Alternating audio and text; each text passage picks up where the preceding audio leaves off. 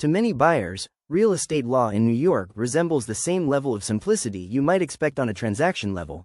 You find property, get financing, and do the deal. But this is not true in New York, says Michael Moshan, attorney. New York has one of the most convoluted real estate systems in the country, he says. There are co-op boards, title issues, the artists in residence laws, and endless layers of financing structures. The attorney involved in a real estate transaction is not merely a formality, as that role is now a safeguard. Having begun his legal career in real estate in 1998 and participated in hundreds and hundreds of real estate transactions, Michael Moshan, attorney, has seen nearly every possible variation in the city's complicated real estate matters. A solo practitioner based in Manhattan, Michael Moshan runs a practice specializing in residential transactions, giving him the experience required to read the fine print that can make or break a deal.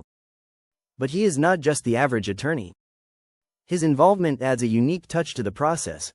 More so than many attorneys, his clients value Mr. His clients understand there is an attorney behind the scenes they are working with. There is no handoff to an associate or paralegal. As such, he and the client have direct lines of communication, and he understands the risks involved every step of the way, often anticipating red flags long before they occur. Most of the country buys property based on a financial decision, but in New York, buying into a co-op is a social decision.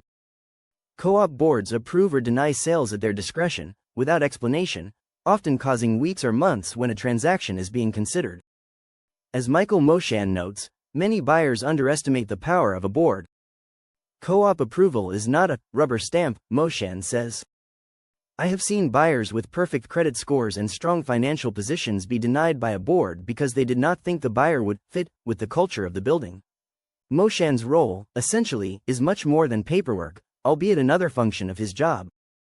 He recalls one deal with a buyer's application that was stuck hanging on one small detail, an unmentioned job change.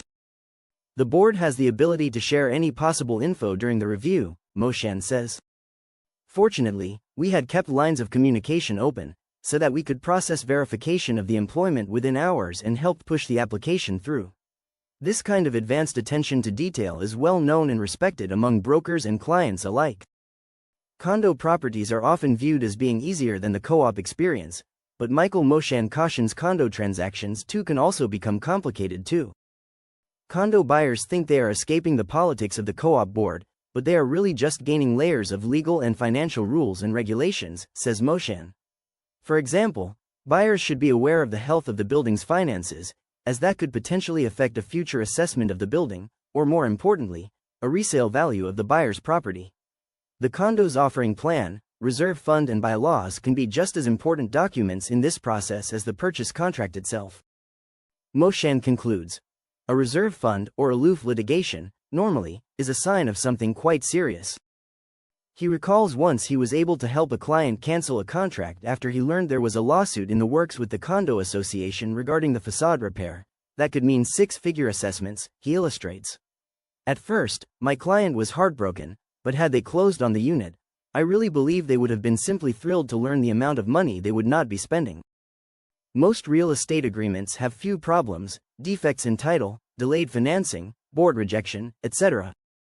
Michael Moshan sees his job basically as half advocate, half counselor. Arguably one of the most important parts of my job is managing my clients' expectations, he asserts. I'm not soft selling or minimizing perceived obstacles, but we want to make sure the client understands that even the obstacles we discuss are not a failure, it's just a part of the process.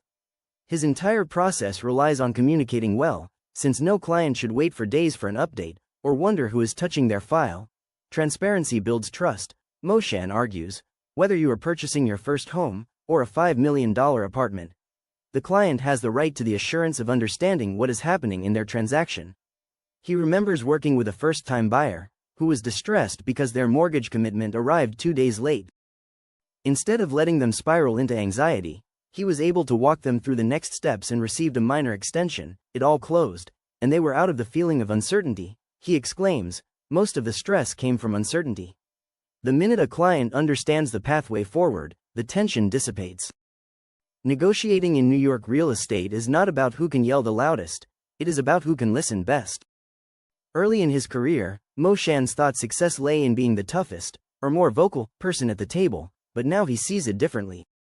The best negotiators listen more than they speak, he says. It is more about hearing what the other side really needs and figuring out a path to get there. He recalls representing a buyer on a deal that was going to fall apart over a disagreement of around $10,000. Instead of pushing harder, he reframed the conversation. I knew it was not about the money, it was about the timing, learned Moshan. We restructured the payment, and the deal closed. Positive outcomes based on collaboration versus antagonism have earned him the respect of brokers, lenders, and opposing counsel. In one instance, the seller was faced with a major title defect that could jeopardize the transaction. Instead of putting on a defeatist act, I treated the situation like a puzzle to solve, shares Moshan with enthusiasm. We remember contacting prior owners, quickly bringing in an expert in title history, and were able to resolve it instead. The deal was a learning moment for Moshan in that many problems in real estate are not disasters, but are instead opportunities to explore creative solutions. These moments are what he calls differentiating moments, and that time is the distinction between a transactional or strategic lawyer. Outside of the firm, Michael Moshan attorney is active in education. He co-created Buying into Brooklyn, a crash course for first-time homeowners, which introduces the buying process without jargon or making clients feel insecure about it. He's been quoted in the New York Times, from The Psychology of Moving to Homework for Condo Buyers, presumably to help readers understand what happens behind the curtain of New York's enticing but competitive market.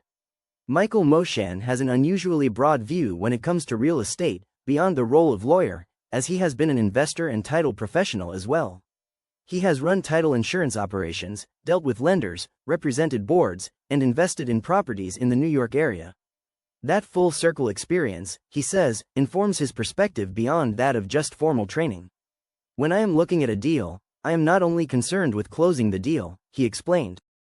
I think about what the resale potential is, what the financing structures are, and what the health of the building is more long-term. A client deserves an advocate who can navigate all parts of the ledger. His diverse experience also helps him empathize with the many stakeholders involved: buyers, sellers, brokers, and lenders. Everyone has their pressures, he said. My job is to keep a client and their interests at the forefront of the process while keeping the process really collaborative. As the market shifts, Michael Moshan attorney sees his role changing beyond pure legal work to provide advice about strategy rather than simply compliance.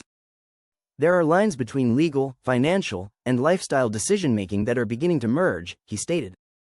My clients expect me to help them think about timing, financing, and sometimes trending, even about the neighborhood.